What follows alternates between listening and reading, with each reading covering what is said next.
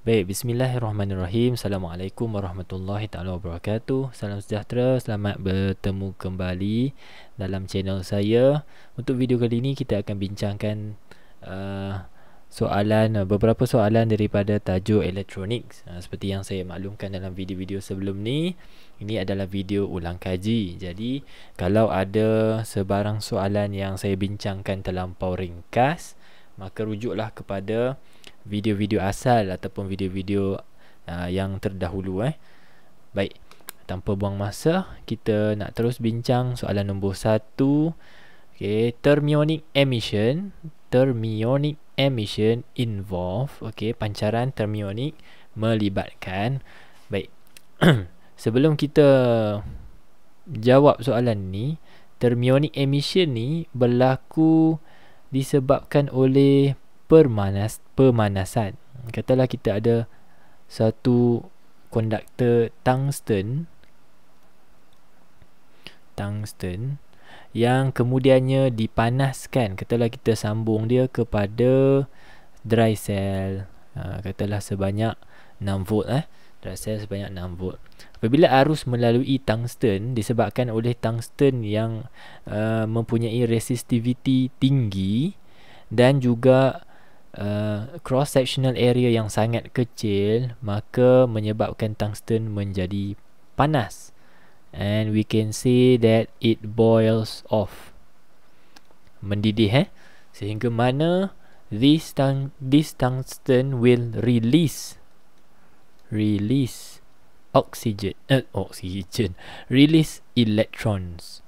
Release electrons around it. Maka daripada permukaan tungsten tu keluarlah numbers of electron. So the electron is said to be released by using term. Term dekat sini merujuk kepada haba. Ionic di sini merujuk kepada ion yang merujuk kepada elektron. So it will emit electron when it is being heated, dipanaskan. So jawapannya adalah C, the emission of electron from the surface of the heated metal. Apabila satu permukaan itu, permukaan metal maksud saya, dipanaskan, maka berlakunya pembebasan elektron daripada permukaan metal tersebut. Ini kita panggil sebagai thermionic emission. Soalan nombor 2. What is emitted? Apakah yang dilepaskan atau dibebaskan by the hot metal filament? Tadi kan saya bagi contoh tungsten. Samalah juga, kita tukar dia kepada filament yang masih lagi merujuk kepada filament itu dipanaskan. It is heated. So apa yang dibebaskan? Takkan alpha, takkan proton, takkan X-ray pula. Jawapannya adalah electrons. So nombor 3, which of the following characteristics is correct regarding cathode ray? Cathode ray ni apa pula pelajar? Ingat saya bagi tahu tadi, yang bila mana elektron itu sudah dibebaskan oleh permukaan metal, nama proses itu adalah thermionic emission. Now saya akan lukis sekali lagi lah. Dalam cathode ray tube, CRO, secara ringkas, ni lukisan art berat, jadi awak jangan serius sangat. Ni saya nak tunjuk proses secara ringkas lah. Maka dalam CRO awak boleh rujuk lukisan yang lebih lebih detail dalam buku teks awak, yang mana di sebelah sini kita akan letakkan satu bahagian yang dipanggil sebagai anode, dan di sebelah sini adalah satu bahagian anode pula. Bahagian ni kita panggil dia cathode, CATH. Apa eja cathode pun silap, sorry CAT HODE, cathode. This one is anode. Anode ni adalah terminal positif, cathode adalah terminal negatif yang disambungkan kepada satu komponen yang dipanggil sebagai EHT, extra high tension, atau dalam bahasa Melayu dipanggil VLT, voltan lampau tinggi. Extra high tension ni sama dengan power supply. Fungsinya adalah menghasilkan satu medan magnet, medan elektrik, tetapi suatu medan elektrik yang sangat kuat sebab dia extra high tension. Kalau dalam makmal tu dia boleh bagi awak nilai voltan yang dalam angka ribu, dia boleh pergi sampai 5000. Kalau power supply biasa 0 hingga 12 volt. Paling-paling pun 13 volt lah kalau kita plus 1. Yang ni power supply biasa. Kalau EHT, extra high tension, nilai voltan ni adalah dari 0 hingga, tak silap saya, 5 ke 6000 kV, 5 kV lah. Okay, ribu. So sangat-sangat tinggi nilai voltannya sehingga menghasilkan satu medan elektrik yang sangat kuat. So here will be very high, very strong, penggunaan perkataan yang tak tepat. So in between this anode and cathode will be very strong electric field. Akan ada electric field yang sangat kuat. Okey. Jadi apa berlaku kepada elektron yang dibebaskan tadi? Ingat tak saya kata, apabila this filament dipanaskan, maka terbebaslah elektron dalam proses yang dipanggil sebagai thermionic emission.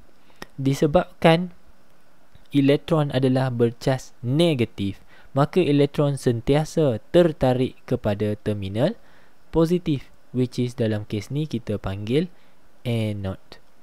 So now the electrons are going to move and attracted towards anode because the anode is positively charged. Elektron kan charge-nya negatif, maka dia akan tertarik ke terminal positif. Okey, itu perkataan pertama saya, it is attracted. It is originally attracted towards anode. But in this case, disebabkan saya kata tadi, because of EHT produce strong electric field, disebabkan EHT menghasilkan satu medan elektrik yang kuat, maka instead of the electron move, they are now being accelerated, or they move fast. They move fast. Boleh bukan selamba-selamba je bergerak, ataupun dalam kadar yang biasa saja.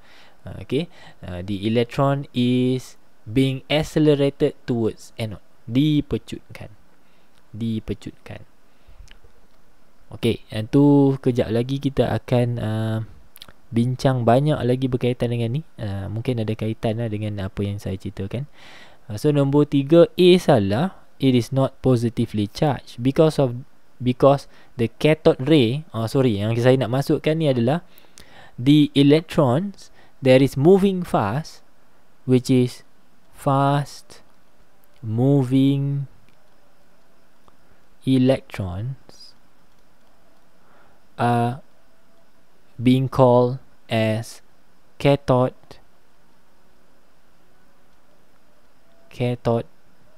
ray.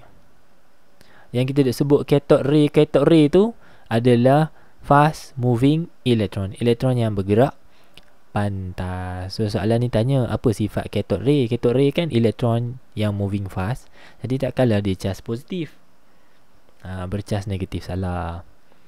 Okay, same characteristic as beta rays. Beta, kalau awak belajar tajuk radioactivity, beta adalah sinar yang melibatkan elektron. Jadi bila jawapannya, walaupun awak tengok video ni awak belum belajar lagi tajuk radioactivity, tak apa, saya bagi tahu siap-siap lah. Sinar beta adalah ataupun partikel beta adalah elektron, jadi sifatnya sama. Okey, C kenapa salah? Saya ambil warna lain pula. C. Travels at the same speed as gamma rays. Gamma rays ni dia bergerak dengan laju cahaya. Light speed. Elektron tidak bergerak dengan light speed. Salah. And it is deflect towards south pole of a bar magnet. Lagi salah. Dia tidak dipengaruhi oleh magnetic field, tetapi hanya dipengaruhi oleh electric field. Juga salah. Mungkin soalan ni aras tinggi sikit sebab awak kena belajar all the way from magnetism, electromagnetism, sampailah tajuk radioactivity. And nevertheless, setakat itulah yang saya boleh bincangkan. Kita sambung soalan 7. This is a electric circuit set up by a pupil. He discovered that the bulb did not light up. Lampu ni tidak menyala. Apa yang disambungkan ni? Disambungkan dry cell kepada bulb. Tiba-tiba ada apa di sini pelajar? This is a diode. Diode fungsinya allow current to flow in one direction only. Satu arah sahaja. Macam mana kita nak tahu satu arah je? Kalau dia lukis simbol, awak tengoklah kepala anak panah yang berwarna hitam tu. Arus sentiasa keluar dari terminal positif dry cell. So arus keluar kat sini, pergi ke bawah. Tiba-tiba bertembunglah anak panah arus itu dengan simbol di dalam diode. So this is what we call as reverse bias. Reverse bias. Songsang pincang songsang. Betul kot? Okay, bahasa Melayu saya tak pasti Okay, so when the connection of diode is in reverse bias, maksudnya terminal positifnya bergabung atau bersambung dengan terminal negatif, dan terminal positif diode bersambung dengan terminal negatif dry cell, maka ni kita panggil reverse bias dan arus tak boleh melepasinya. Sebab itulah lampu ini tidak menyala, because the current cannot make a complete circuit around the circuit, ataupun tak complete lah laluan arus tu. Jadi apakah cara, what method needs to be done in the circuit so that the bulb lights up? Macam mana nak nyalakan lampu tu juga? Jawapannya adalah menyongsangkan, reverse the polarity of the battery. So bila bateri kita reversekan, terminal positif diode mestilah bersambung dengan positif dry cell. Ni ingat ni pelajar, positif dengan positif, barulah kita dapat sambungan dipanggil sebagai forward bias. Dalam forward bias, arus boleh mengalir, lampu akan menyala. Nombor 8, which electronic component can store charge, and smoothen the output current of rectification? Dalam proses rectification kita pasang apa? Jawapannya adalah kapasitor. Kapasitor dia boleh store and release charge. Store and release charge. Dan fungsinya adalah untuk smoothing. Proses ni saya tak akan ceritalah di sini. Awak kena pergi tengok video asal macam mana proses smoothing berlaku. Macam mana smoothing berlaku. Saya mungkin boleh lukis di output yang kita dapat. Katalah kita membuat satu proses yang dipanggil sebagai rectification. Apa itu rectification? Kita menukarkan AC kepada DC. So daripada AC kita tukar DC. Katalah kita buat full wave rectification. Kita akan dapat result seperti ini.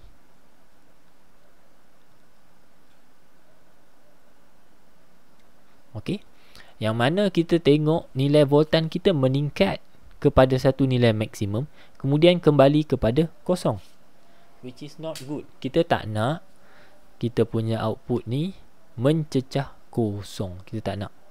So dengan menggunakan kapasitor yang kita sambungkan secara parallel, ni semua nota parallel to resistor, kita akan buat satu proses yang dipanggil sebagai smoothing, meratakan. So apa maksud meratakan ni? Kita punya waveform yang tadi turun sehingga mendapat satu nilai kosong akan tidak lagi turun kepada satu nilai kosong. So kapasitor akan bantu kita dapatkan satu waveform yang berwarna biru ni. So dia turun, tiba-tiba naik balik. Dia turun, tiba-tiba naik balik. Macam tu. So our new waveform that is after smoothing will be this one. Selepas kita buat proses smoothing, inilah waveform yang kita dapat. Sudah lagi tidak turun ke kosong. Kenapa dia tak turun kosong? Kerana fungsi kapasitor yang menyimpan dan melepaskan cas. Yang secara detailnya awak kena tengok video asal ataupun awak rujuk saya.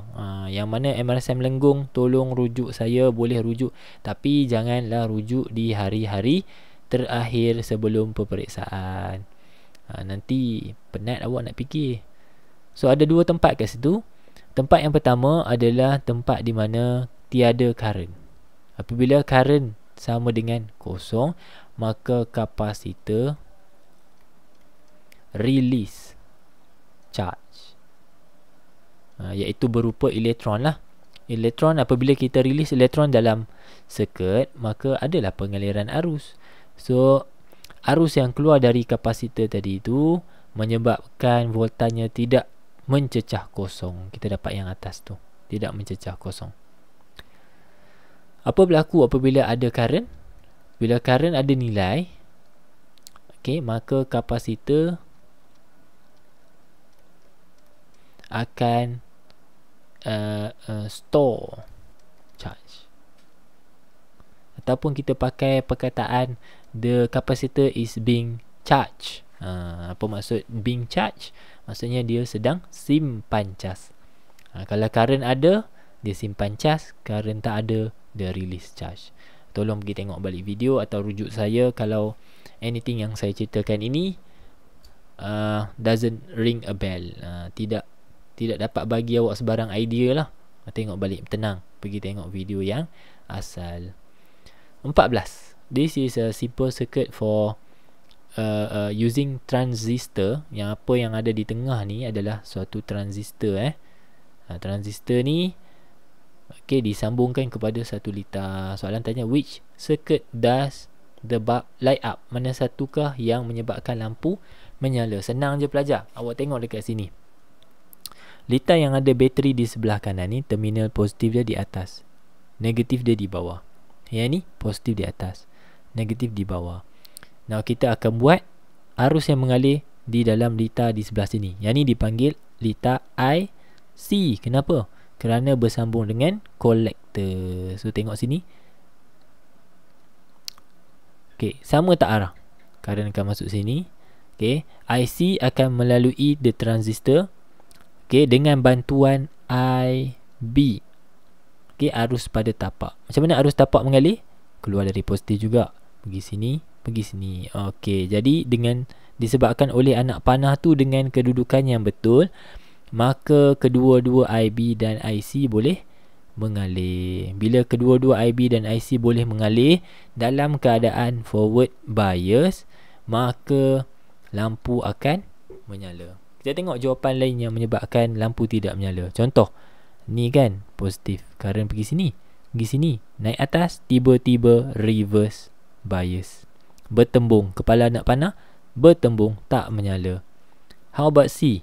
Positif, current pergi sini, macam cuba tengok sini pula. Current keluar ke bawah, naik atas, bertembung lagi sekali, tak boleh menyala. Reverse bias. D pula, positif di bawah. Pergi sini, naik atas, bertembung lagi, reverse bias. Saya ulang banyak kali reverse bias. So bila reverse bias, current tak boleh flow. So when the current cannot complete the circuit, the bulb does not light up. Tidak menyala. Okay. So 16, soalan yang seterusnya adalah the diagram shows a transistor circuit with a thermistor and a bulb. Thermistor ni bahagian sini ya pelajar. Thermistor ni adalah perintang peka haba ataupun heat dependent resistor.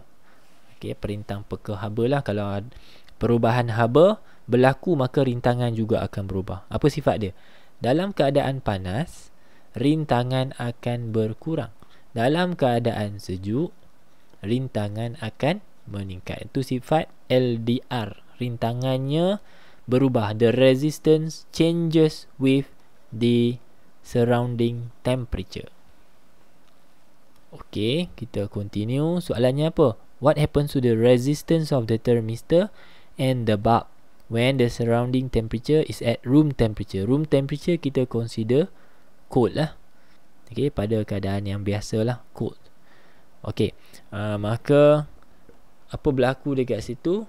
Thermistor dalam keadaan cold, rintangannya meningkat. Okay, yang ni pun awak kena tengok video yang saya dah videokan lah. Apabila rintangan meningkat, maka nilai voltan di atas ini juga meningkat. Untuk menyeimbangkan voltan yang berada di sini, maka voltan apabila diletak atas ni meningkat, voltan di bawah akan drops. Okey, voltan di bawah ni adalah voltan yang sangat penting. Pelajar-pelajar ingat tak saya ajar? Ini dipanggil litar tapak. Ada apa dalam litar tapak? Apa yang penting sangat dalam litar tapak? Jawapannya, dalam litar tapak ada arus tapak. Ada arus tapak. Okey, arus tapak tu sepatutnya mengalir di sini. Arus tapak. Macam mana arus tapak nak wujud? Jawapannya mesti voltan tinggi. Kalau voltan rendah, maka arus tapak tidak boleh wujud. Cannot exist. Sebab apa? Kekurangan tenaga untuk menghasilkan arus. Tenaga ni main mana? Tenaga ni sepatutnya diberikan kepada elektron di dalam litar di bawah ni, litar tapak. Jadi bila tenaga kecil, maka arus tidak boleh wujud. Bila IB tidak wujud, maka arus yang sepatutnya, iaitu arus IC yang sepatutnya complete the circuit, juga tak boleh flow. IC cannot flow. The transistor switch off. Bila transistor switch off, maka IC cannot complete the circuit and the bulb does not light up.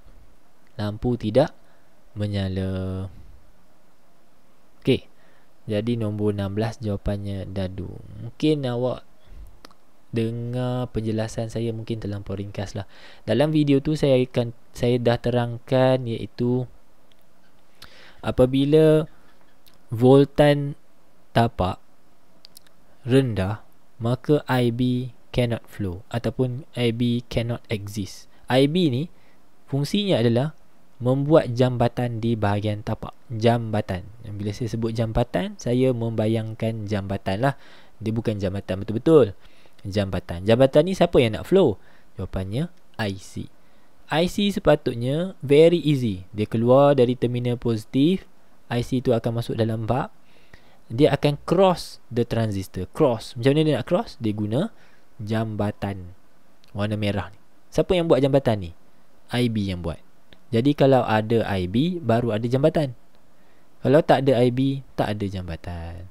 So sekarang ni jambatan tak ada, IC tak boleh flow and could not complete the circuit. As a result, lampu tidak menyala.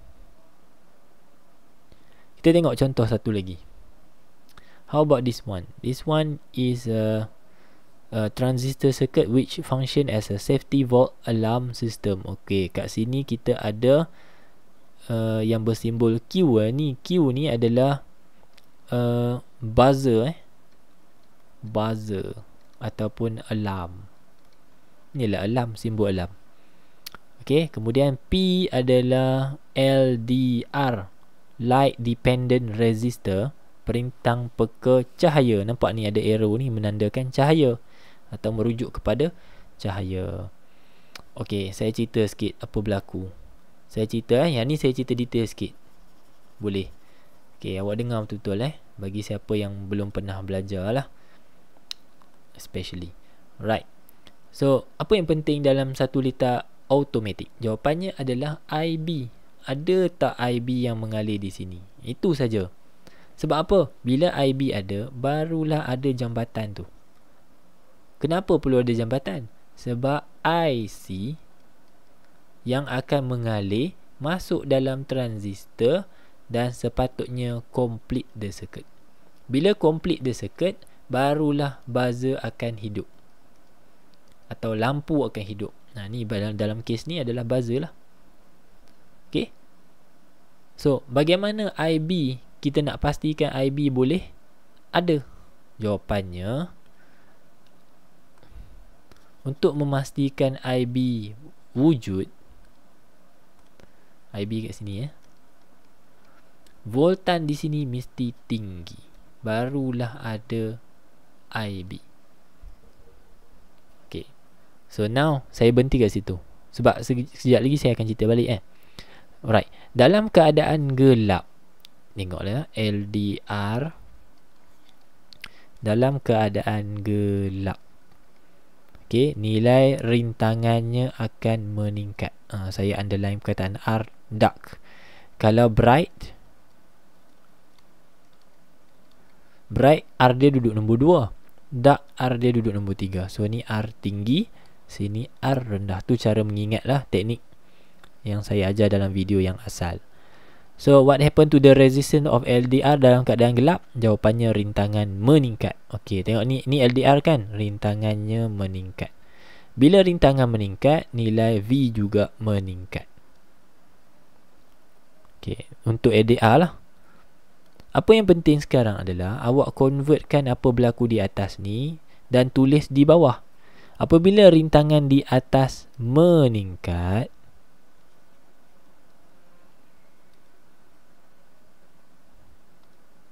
okey, rintangan di atas meningkat, maka voltan di atas juga meningkat. Menurut potential divider, apabila voltan di atas meningkat, voltan di bawah akan berkurang ataupun small value. Nilainya adalah kecil. Tengok soalan tadi. Apa berlaku bila voltan kecil? Adakah IB boleh terhasil ataupun exist? Adakah IB exist? Jawapannya no. IB tak boleh exist. IB tak boleh exist. Bila IB tak exist, maka tidak adalah jambatan di sini. There is no bridge for IC to cross over the atau flows into the transistor. Maka IC disebabkan tak boleh nak mengalir di dalam transistor, maka litar ini tidak lengkap, menyebabkan buzzer tidak hidup. Okay, menyebabkan buzzer tidak hidup. Dia kalau awak dah grab daripada awal, awak dah tengok video asal dengan tenang, teknik ni awak dapat mudah. Okay, sebab tu saya kata bukan satu kemestian ataupun bukan satu jaminan untuk awak tengok video ni dan awak terus faham. Sebab ini adalah video siri ulang kaji. Jadi awak perlu study dulu, lepas tu tengok. So the best answer will be di rintangannya meningkat, yang merujuk kepada jawapan ini. Kalau awak tak perasan lagi lah, rintangan meningkat dan apa berlaku? Buzzer tidak hidup. Dalam soalan-soalan latihan yang sebelum-sebelum ni, yang video asal, saya dah tunjuk macam mana kita nak tentukan dalam keadaan gelap ke dalam keadaan cerah lampu ni menyala. Okey, sekadar untuk merujuk ataupun nak puaskan hatilah, kod-kod ada yang memang betul malas tak nak pergi tengok video asal kan. Baik, saya tunjukkan di what happen the other way around. Kalau saya tukar kes ni kepada keadaan bright, kita tengok dalam keadaan cerah. Okay, cerah maksudnya kan ni untuk penggera. Sistem penggera biasanya hidup bila api ada. Api tu menyebabkan cahaya ada kan. So dia akan hidup waktu cerah. Okey, macam mana boleh hidup? Ini kita tukar case. So during bright, the resistance become low. Resistance of what? Resistance of LDR. Rintangan dia berkurang. Apa berlaku kepada voltan untuk LDR? Juga berkurang. Dia follow je. So disebabkan voltan di bawah voltan di atas ni berkurang, maka voltan di dalam litar IB akan meningkat. Bila voltan meningkat, maka adalah tenaga yang akan dibekalkan kepada elektron supaya mana boleh mengalir dan menyebabkan IB ada. So IB exist. IB akan exist. Bila IB exist, IB buat apa? IB mewujudkan suatu jambatan di dalam transistor. Siapa yang nak lalu jambatan ni? Jawapannya adalah IC. Current, collector current. Collector current akan flow pergi sampai dekat depan transistor. Tiba-tiba dia tengok, okey, ada jambatan, dia pun akan flow. Bila dia flow and complete the circuit, then current boleh flow menyebabkan alarm akan hidup. Itulah maksudnya dalam keadaan cerah alarm hidup. Dalam keadaan gelap alarm tidak hidup. Ni dipanggil automatic switch. Okey. Soalan terakhir. Raja menunjukkan satu cathode ray tube that emits electron when switch P is closed. Okey, P ni kita hidupkan. Close tu maksudnya hidupkan lah. Jadi berlakunya pemanasan filament menyebabkan terhasilnya cathode ray. Apa maksud cathode ray? Ni, what is the meaning of cathode ray? 3 patah perkataan saja. Fast moving electron. Ada S pun tak apa, tak ada S pun tak apa. Yang ni saya dah terang tadi kan. Fast moving electron. Cathode ray adalah elektron yang bergerak laju. Selesai. B. Name the process that enables the emission of electron. Apakah nama proses yang kita belajar tadi? Jawapannya thermionic emission. C. State one reason why extra high voltage ataupun extra high tension is used. Kenapa kita guna extra high voltage? Tadi pun saya dah ajar. Kerana to make sure the or to produce strong electric field. Menghasilkan satu medan elektrik yang kuat ataupun to accelerates the electrons. Okay. And last one, soalan D. The potential difference between cathode and anode is 4.2 kilovolt. This is the value of V, potential difference. What is the kinetic energy of electron when it reaches the anode? Okay. Dekat sini awak kena tahu bahawa elektron itu sebenarnya datang daripada tenaga elektrik yang bertukar kepada tenaga kinetik. Okay, ini formula asal dia lah. EV sama dengan setengah MV kuasa 2. Tapi soalan suruh cari tenaga kinetik. So either way, kalau awak darab E kecil dengan V pun awak dapat kinetic energy. Awak cari menggunakan setengah MV kuasa 2 pun awak dapat juga kinetic energy. Mana-manalah. Okay.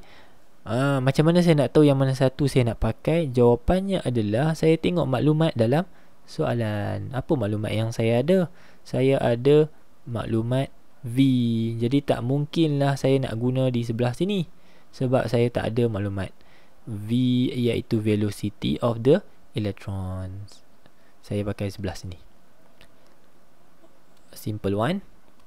So the kinetic energy will be equals to E darab dengan V. E ni awak boleh cari dalam kalkulator awak. Tekan constant 23. Dia akan keluar satu nilai charge of electron.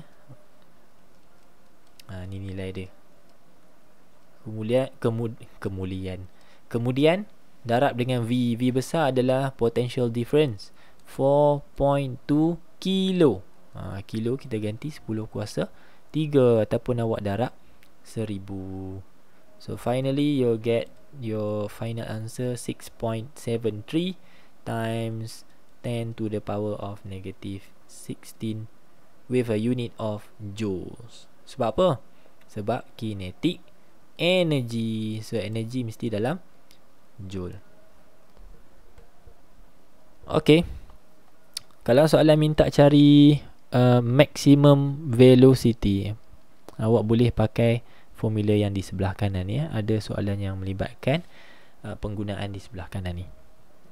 So that's it. Inilah soalan terakhir untuk video kali ni. Apa-apa masalah ataupun sebarang pengiraan yang mengelirukan ataupun salah, boleh tegur di ruangan komen ataupun boleh tanya di ruangan komen. Sebar-sebarkan video supaya awak boleh membuat satu perbincangan yang positif, ataupun mengambil manfaat ataupun mengambil pendapat daripada kawan awak yang lain. Katalah awak malu nak tanya cikgu awak kan, awak forward lah video ni, lepas tu tunjuk minit sekian ni betul ke. Okay. Boleh menyebabkan awak berbincang satu benda yang baiklah ke arah final awak nanti. So sekali lagi, I wish you all the best. Kita jumpa dalam video seterusnya insya-Allah. With that, terima kasih, jumpa lagi. Assalamualaikum, take care, bye.